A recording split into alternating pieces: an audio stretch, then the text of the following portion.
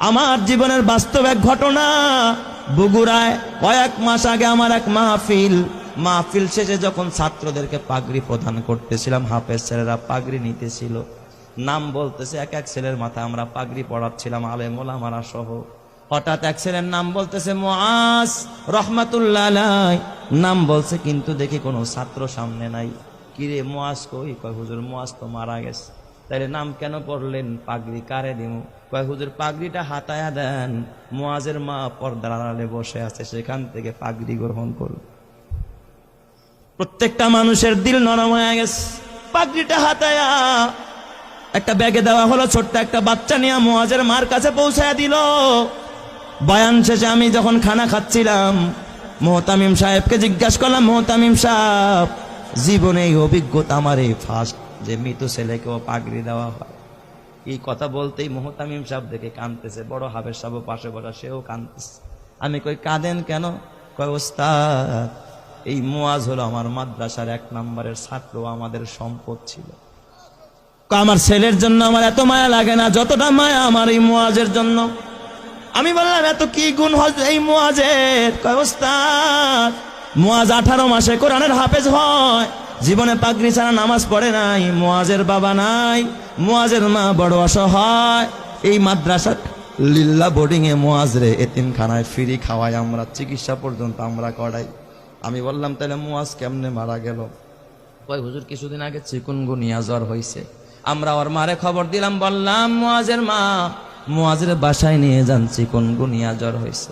মুআজ বাসায় যাইতে চায় না। কয় ওস্তাদ বাসায় গেলে জামাতের সাথে নামাজ পড়তে পারি না, ফজরের নামাজটাও জামাতে পড়া হয় না, আমারে বাসায় দিয়েন না, মরে যাইতো মাদ্রাসায়, মরবো বাসায় যাব না। হুজুর কসম আল্লাহ, আর এই মুআজ ওর পুরা মাদ্রাসায় আর একটা সুনাম। মুআজ বাসায় যায় না, মৃত্যুর আগের দিনও জোহরের নামাজটা মসজিদে গিয়া পড়েছে।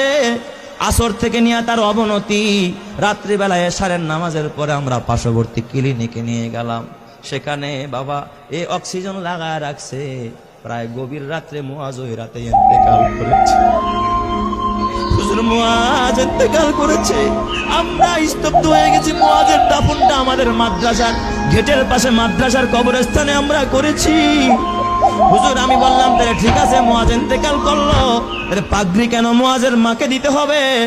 ওস্তাদ আপনি তো জানেন না। এই কথা বললাম, মোহতামিম সাহেব একটা ডেস্কের বয়ের টান দিয়ে একটা চিঠি বের করছে। কয় দেখেন এই যে পত্র পাঠাইছে মুআজের মা। আমি চিঠিটা খুইলা দেখি মুআজের মা লিখছে সংক্ষেপে, ওস্তাদ হাফেজ সাহেব সব ছাত্রকে পাগড়ি দিবেন, কিন্তু আমার কলিজার টুকরা, আমার কলিজা সেরা ধন মুআজরে পাগড়ি থেকে বঞ্চিত কইরেন না, আমার মুআজরে পাগড়িটা দিবেন। এই আবেদনটুকু করেছে। হাফেজ সাহেব মুআজের মারে ফোন দিয়া ব্যাখ্যা চাইলো কেমনে পাগড়ি দিব। মুআজের মা ফোনের মাধ্যমে জানায়, ওস্তাদ এই দুনিয়া আমার মা নাই, বাবা নাই, চাইছিলাম আমার মুআজ আমারে দাফন করবে, আমার সন্তান আমারে জানাজা পড়ে আমারে কবরে রাখবে, কিন্তু আমার মুআজ যে আমার আগে চলে যাবে আমি মা ভাবতে পারি না।